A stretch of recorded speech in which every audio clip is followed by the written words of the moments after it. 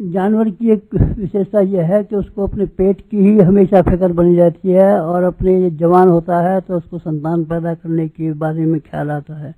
दो के अलावा कोई और काम नहीं कर सकता। और इंसान में भावनाएं पाई जाती हैं। देखने में तो वो दूसरे जानवरों जैसा ही मालूम पड़ता है। वन मानस आपने शायद देखे हों, लंगूर देखे हों, बंदर देखे हों, इसी से मिलता जुलता है आदमी का देह। लेकिन उसकी विशेषता खास तौर से ये है, भावनाएं पाई जाती हैं। अगर कहीं दुर्भिक्ष पड़ता है, अकाल पड़ता है, तो आदमी ने अपने पेट भरने के लिए जो अनाज का कोठा भर के रखा है उसे खाली कर देता है और ये कहता है हम अकेले ही जी करके क्या करेंगे, बाकी लोग भी खाएं तो क्या हर्ज है। बाकी लोगों को बांट देता है। पैसा नहीं है उनके पास तो भी बांट देता है। आग लगे किसी के छप्पर में, मोहल्ले में, गांव में, तो आदमी अपना श्रम पसीना जो कि स्वयं के काम में लगा सकता था, अपनी कमाई में लगा सकता था, अपनी और दूसरे काम में खर्च कर सकता था, उसको छोड़ देता है। और छोड़ने के बाद में दौड़ पड़ता है आग बुझाने के लिए। ये क्या बात है?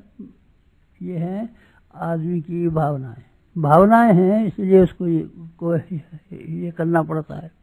बहुत सी मुसीबतें आती हैं, कभी बाढ़ आ जाती है, कभी कुछ और बात हो जाती है, तो इंसान अपने निज के काम को छोड़कर के भी परोपकार के लिए, दूसरों की सेवा के लिए, सहायता के लिए दौड़ पड़ता है। ये इंसानियत की एक ही परीक्षा है।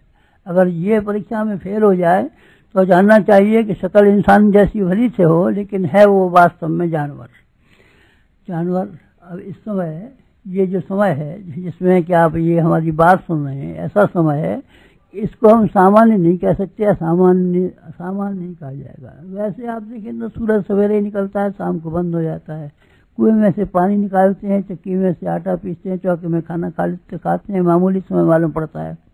लेकिन अगर आप विचार के साथ में इसको देखना चाहें, विचारपूर्ण अगर इसका अंदाज लगाना चाहें कैसा समय है, तो मालूम पड़ेगा कि ये बहुत ही भयंकर समय है।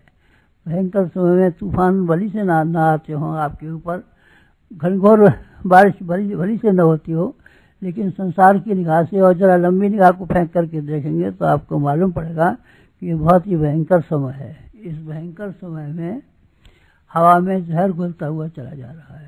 हवा में जो मशीनें चलती हैं वो जहर घुलती जाती हैं, सांस आप लेते हैं, आपके भीतर जहर चला जाता है और आपकी ज़िंदगी को कम करता है और आपको बीमारियों को बढ़ाता है। ये समय है, इसमें मैं प्रत्येक आदमी को के ऊपर ये मुसीबत छाई हुई है। थोड़े आदमियों के ऊपर नहीं, बहुत आदमियों के ऊपर नहीं, सारे संसार के ऊपर। पानी गंदा हुआ जाता है। विकर्ण जो परमाणुओं की तैयारी होती है, उससे विकर्ण जो पैदा होता है, उससे हमारे बच्चे अंधे पैदा होते हैं, लंगड़े, लूले, गूंगे, बहरे, अपाहिज पैदा होते हैं। ये भी मुसीबत सारी दुनिया के ऊपर छाई हुई है। और जनसंख्या की वृद्धि की वजह से आप देखते हैं कि आदमी किस कदर बढ़ता हुआ चला जा रहा है और उसके लिए खाने का सामान कम पड़ता जाता है। आपने महंगाई देखी, सुनी इतनी, आपकी इतनी उम्र हो गई, जिस भाव इस समय आपको गेहूं मिलता है, जिस भाव आपको चावल घी मिलता है, क्या आपने इससे पहले कभी सुना था? नहीं, कभी नहीं सुना था। ये महंगाई बढ़ रही है, अभी और बढ़ेगी महंगाई घटने का कोई सूरत दिखाई नहीं पड़ती मुझे, बल्कि बढ़ने की सूरत दिखाई पड़ती है। तो इंसान को मुसीबत आएगी ना। जो आदमी अपाहिज हैं, भिखारी हैं, जो काम नहीं कर सकते, जो बूढ़े हैं, बीमार हैं, जो कमा नहीं सकते, उनको कितनी मुसीबतों का सामना करना पड़ता है, इसका आप अंदाज लगा सकेंगे। जो कमाते हैं वही अपना पेट भर नहीं पाते, तो फिर बेचारे जो नहीं कमाते हैं उनका गुजारा कैसे होगा? आप समझते हैं? आपको समझना चाहिए।